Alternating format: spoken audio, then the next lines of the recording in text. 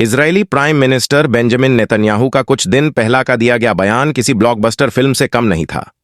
यह बयान उस वक्त दिया गया जब इजरायल एक बहुत बड़ा सियासी और बेअमनी क्राइसिस से गुजर रहा है और इसने पूरे मुल्क को एक सस्पेंस और जज्बत से भरे सफर पर डाल दिया। नेतन्याहू ने अपने एड्रेस में सबको हैरान कर दिया जब उन्होंने फ्यूचर स्ट्राइक्स की स्ट्रैटेजी का एक डिटेल्ड रोड मैप पेश किया। उन्होंने हर एक बात का जिक्र किया जो ये दिखाता है कि इजरायल की मिलिट्री तैयारी किस लेवल तक आगे बढ़ चुकी है और कितनी अनप्रेडिक्टेबल है।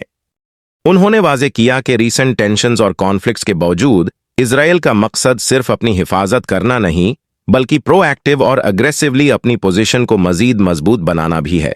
ये स्ट्रैटेजी हर ऑपरेशन को एक बड़े प्लान के तहत ऑर्गेनाइज करती है जिसमें हर एक्शन के पीछे एक गहरा और मल्टी लेयर्ड मकसद छुपा है जो दुश्मनों को हैरान और खत्म कर देने का इरादा रखता है।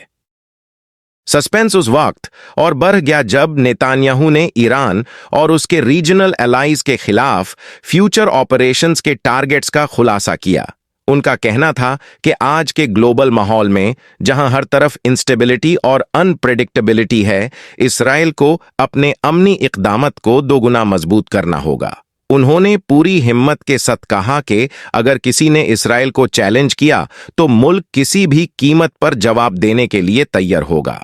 उन्होंने यह भी डिक्लेयर किया कि अगर इस्राएल का वजूद किसी खतरे में पड़ा तो मुल्क अपनी फुल मिलिट्री ताकत का इस्तेमाल करने से नहीं कतरेगा।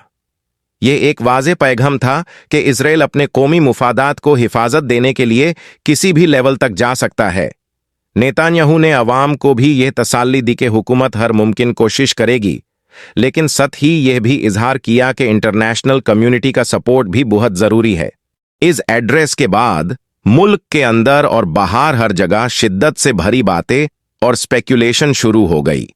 एनालिस्ट्स और एक्सपर्ट्स अब इस न्यू स्ट्रैटेजी को गहराई से समझने की कोशिश कर रहे हैं और दुनिया की सियासत में इसके असरात को देखकर अपनी तज्जियात बना रहे हैं।